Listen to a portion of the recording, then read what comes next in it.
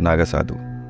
जब भी हम ये नाम सुनते हैं तो हमारे मन में शरीर पर राख लपेटे हुए नग्न साधुओं का गलत विचार आता है। लेकिन उन्होंने कई बार हिंदू धर्म की रक्षा की, इस्लामिक आतंकवादियों और तत्कालीन अंग्रेजों के खिलाफ अपने हिंदू धर्म की रक्षा के लिए पवित्र पैदल सैनिक बने रहे। हमें किसी भी इतिहास की किताब में ये नहीं बताया गया है कि नागा साधुओं ने सन 1664 में वाराणसी में औरंगजेब और को बुरी तरह हराया। औरंगजेब और उसकी सेना काशी विश्वनाथ मंदिर और क्षेत्र के अन्य मंदिरों को लूटने के लिए आई थी और नागा साधुओं ने बर्बर मुगलों और लुटेरों से मंदिर की रक्षा की। इन्हीं नागा साधुओं के साहस की वजह से 1669 तक औरंगजेब ने वाराणसी पर दोबारा आक्रमण करने का साहस नहीं किया। हमें बाबरी मस्जिद के बनने के पीछे नागा साधुओं के बलिदान के बारे में कहीं नहीं बताया गया है।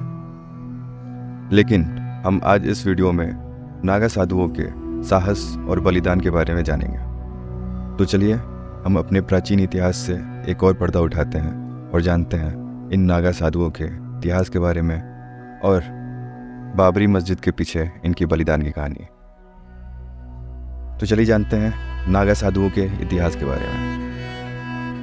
नागाओं के गुरु दत्तात्रेय थे, जो त्रिमूर्ति ब्रह्मा, विष्णु और महादेव के अवतार थे। दत्तात्रेय से संबंधित मठ परंपरा के दशनामी संप्रदाय को आदि शंकराचार्य द्वारा 4 मठों में संगठित किया गया था। मठों के अलावा उन्होंने सनातन धर्म की रक्षा के लिए योद्धा साधुओं के एक वर्ग को संगठित किया था। बाद में इन्हें नागा साधु कहा जाने लगा। नागा साधुओं को मृत्यु का कोई भय नहीं है और उनके हथियार त्रिशूल, तलवार, लाठी रहे हैं। उनके पास संगीत, वाद्य यंत्र और शंख सहित अन्य हथियार भी हैं। 16वीं शताब्दी में मुगलों के अत्याचारों से हिंदुओं की रक्षा के लिए नागा साधुओं को बंगाल के मधुसूदन सरस्वती द्वारा पुनर्गठित किया गया था। अद्वैत वेदांत परंपरा के दार्शनिक मधुसूदन सरस्वती अकबर के समकालीन थे। मुसलमानों द्वारा साधुओं पर हमलों को देखते हुए मधुसूदन सरस्वती आगरा में अकबर के दरबार में गए और उनसे शिकायत की। जब उनकी शिकायत का समाधान नहीं किया गया तो उन्होंने नागा साधुओं को पुनर्गठित किया और मुसलमानों द्वारा हिंदुओं पर होने वाले अत्याचारों से हिंदुओं की रक्षा के लिए उन्हें कार्रवाई में शामिल किया। हालांकि कई इतिहासकार इस सिद्धांत पर विश्वास नहीं करते हैं, लेकिन कुछ इतिहासकार इसे सच मानते हैं। विलियम आर पिंच ने अपनी पुस्तक soldier Monks and militant sadhus में इसके ऐतिहासिक आधार के बारे में बताया है। यह सिद्धांत सच है या नहीं, इस पर बहस के बावजूद इस बात के सबूत हैं कि मधुसूदन के आगरा से लौटने के बाद नागा साधुओं ने वाराणसी में इकट्ठा होकर हिंदुओं की रक्षा की शपथ ली थी। बाबा रामपुरी ने अपनी पुस्तक autobiography of a Sadhu a journey into mistake India में नागा साधुओं और उनके अखाड़ों के बारे में विस्तृत विवरण किया है। विलियम ए गन्स के रूप में जन्मे एक अमेरिकी, जैसा उनका दावा है, संभवतः भारतीय दर्शन और संस्कृति से सत्य पर अपने सवालों के जवाब पाने के बाद नागा साधु बनने वाले पहले पश्चिमी व्यक्ति हैं। वर्तमान में वह श्री पंचदश नाम जूना अखाड़े में श्रीमंत हैं। ये तो था नागा साधुओं के इतिहास के बारे में। आइए अब जानते हैं ज्ञानवापी के इतिहास के बारे में। ज्ञानवापी की लड़ाई। काशी विश्वनाथ मंदिर 12 ज्योतिर्लिंगों में से एक है। काशी विश्वनाथ मंदिर पर इस्लामिक लुटेरों ने कई बार हमला किया। इसे सबसे पहले 1194 ईस्वी में कुतुबुद्दीन ऐबक ने नष्ट किया था। वह उस समय मोहम्मद गोरी की सेना का अधीन सेनापति था। नष्ट किए गए खंडहर कुछ वर्षों तक उपेक्षित पड़े रहे। अन्य मंदिरों की तरह इस मंदिर का भी पुनः निर्माण किया गया था। इसका पुनः निर्माण 13वीं शताब्दी के मध्य से पहले एक गुजराती व्यापारी के संरक्षण में किया गया था। 15वीं शताब्दी में काशी को जौनपुर सल्तनत के शर्की शासकों और उसके बाद सिकंदर लोदी की मुस्लिम सेना ने फिर से लूटा। इसका पुनः निर्माण राजा टोडरमल ने 16वीं शताब्दी के अंतिम भाग में यानी 1585 में कराया था। 1664 में औरंगजेब और उसकी मुगल सेना ने काशी विश्वनाथ मंदिर पर हमला किया। नागा साधुओं ने विरोध किया और मंदिर की रक्षा की। उन्होंने औरंगजेब और उसकी सेना को बुरी तरह हराया। मुगलों की इस हार का उल्लेख जेम्स जी लॉक्टफील्ड की पुस्तक the illustrated encyclopedia of Hinduism खंड 1 में मिलता है। उन्होंने अपनी पुस्तक में इस घटना को ज्ञानवापी की लड़ाई के रूप में वर्णित किया है। 4 साल बाद यानी सन 1669 में औरंगजेब ने वाराणसी पर दोबारा हमला किया और मंदिर में तोड़फोड़ की।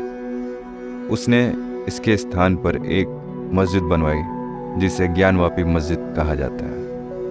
आपको भली बात की पता होगा, यह मस्जिद आज भी मंदिर परिषद में मौजूद है। उसके बाद मंदिरों को बचाने और भूमि को बचाने के लिए हिंदू योद्धाओं या स्थानीय समुदाय द्वारा प्रतिरोध की पेशकश करने की बहुत कम घटनाएं दर्ज हैं। ऐसा कहा जाता है कि अंग्रेजों ने ऐसे कई लिखित अभिलेखों को आग लगा दी और नष्ट कर दिया। इस प्रकार जीत और प्रतिरोध के सबूत नष्ट हो गए। मौखिक इतिहास और स्थानीय ऐतिहासिक लोक कथाएं जो पीढ़ी से दूसरी पीढ़ी तक स्थानांतरित होती रही हैं, उनकी कुछ विश्वसनीयता है।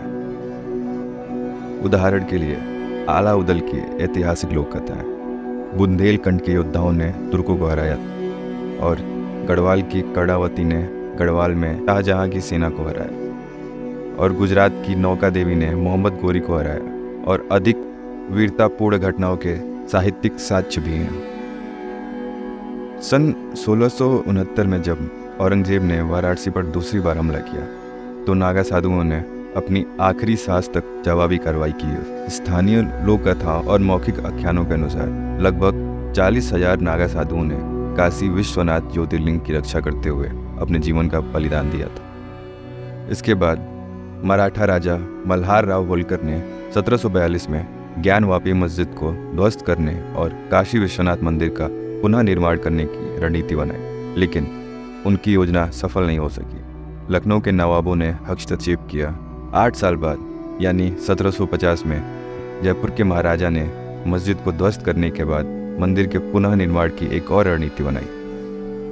उन्होंने उस जमीन को खरीदने का फैसला किया जहां पूरा मंदिर और मस्जिद परिसर स्थित था, लेकिन उनकी योजना भी विफल रही। सन 1780 में मराठा राजा मल्हार राव की बहू अहिल्याबाई होलकर ने ज्ञानवापी के निकट वर्तमान मंदिर संरचना का निर्माण कराया। ग्वालियर के मराठा शासक दौलत राव सिंधिया की विधवा बैजाबाई ने काशी विश्वनाथ मंदिर का और विस्तार किया, जिसके बाद के वर्षों में और अधिक हिंदू शासकों और व्यापारियों के संरक्षण में और अधिक विस्तार हुआ। नेपाल के राजा ने स्थापित करने के लिए नंदी बैल की 7 फुट ऊंची पत्थर की मूर्ति उपहार में दी, जबकि नागपुर के भोसले ने चांदी दान की थी। मंदिर के गुंबद को चढ़ाने के लिए इस्तेमाल किया गया 1 टन सोना महाराजा रणजीत सिंह द्वारा दान किया गया।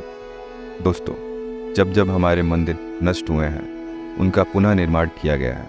इस प्रकार कट्टरता पर आस्था की विजय हुई है और ऐसे ही निस्वार्थ भाव से धर्म की रक्षा करने के लिए नागा साधुओं को सलाम। दोस्तों, आपको आज की वीडियो कैसी लगी नीचे कमेंट करके बताएं और ऐसी ही वीडियोस के लिए इस वीडियो को लाइक करें और इस चैनल को सब्सक्राइब करें। मिलते हैं ऐसी किसी अगली वीडियो में।